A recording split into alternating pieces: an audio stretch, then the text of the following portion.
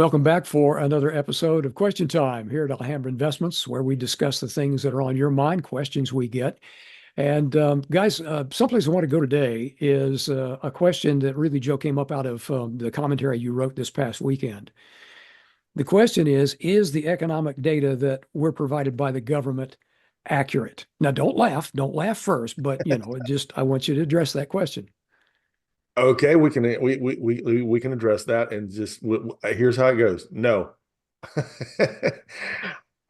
Here's the thing. This got triggered by it triggered me by the GDP revisions we got recently, the annual GDP revisions. And some of the changes were just gigantic. I mean, it just really kind of is stunning how different they were. And look, what happens is these errors accumulate over time until they correct them. And so then you've got an accumulation of errors. So the one thing I would say is I don't think, and I could be wrong, I suppose, but I don't think that it's malicious. In other words, I don't think the government is collecting data and putting out false data on purpose.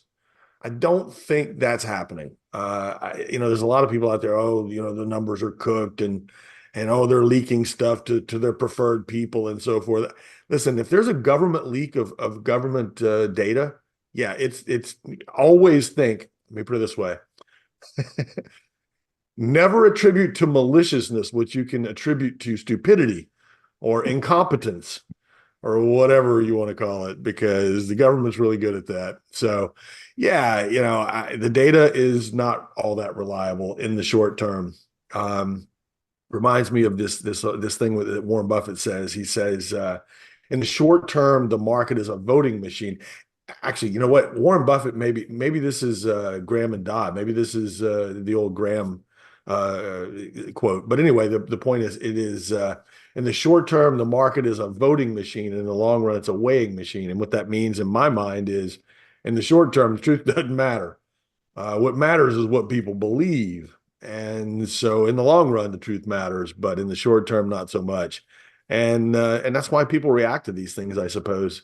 They react to these numbers as they come out as if they're true, and they're just not.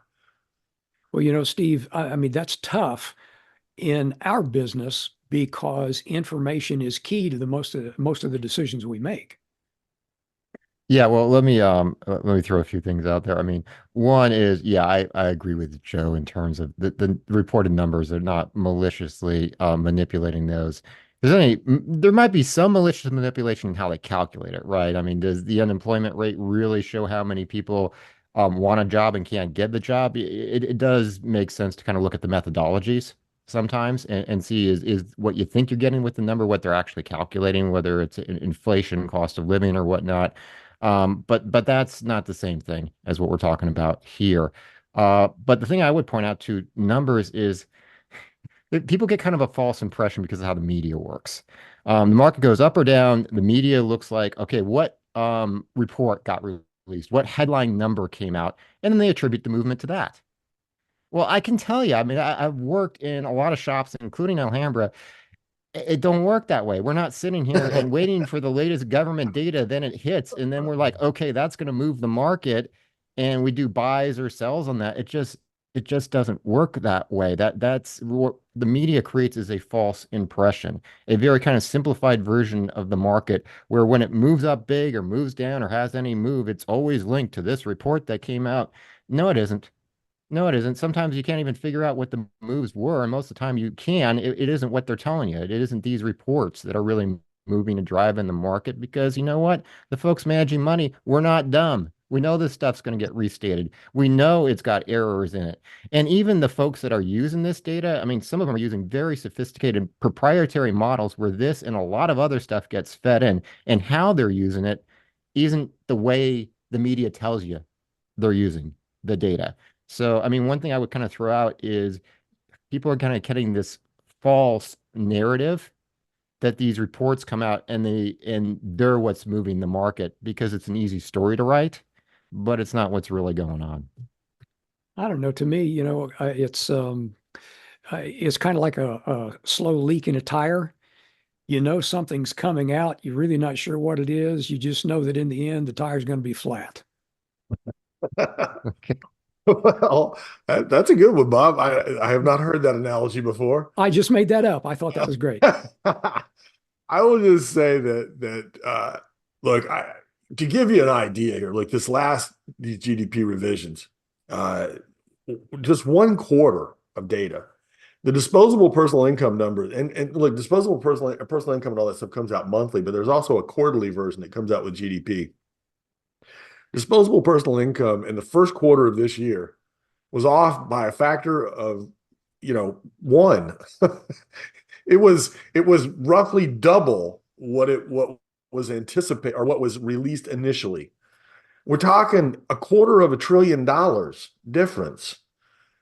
As I said in the weekend piece, that's a lot of fun under the couch cushions, man. I mean, it's just absurd how different reality is from what was put out.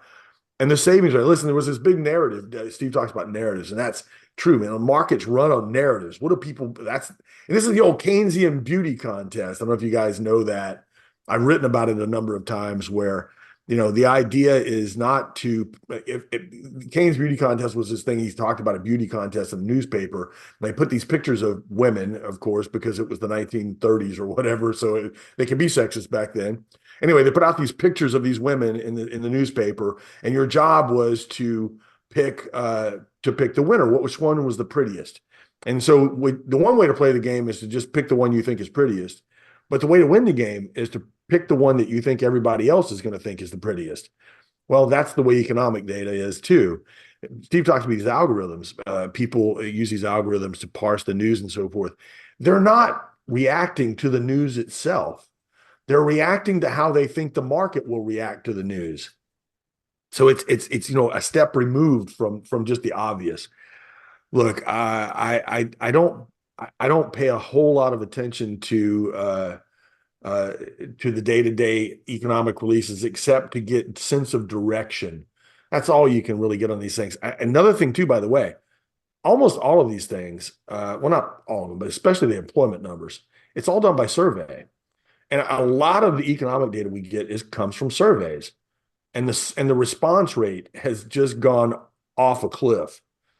Apparently during COVID, people were like, I'm not answering the phone. To hell with it. I don't want to be involved in this anymore, because the response rates to these things since COVID came along have just gone to nothing. And so, you've got that problem on top of everything else. Maybe that's why the numbers are so skewed. But look, the market ultimately will incorporate all this stuff, and the market will reflect reality. And that's what we pay attention to. We pay attention to what the market does, not what the economic data is.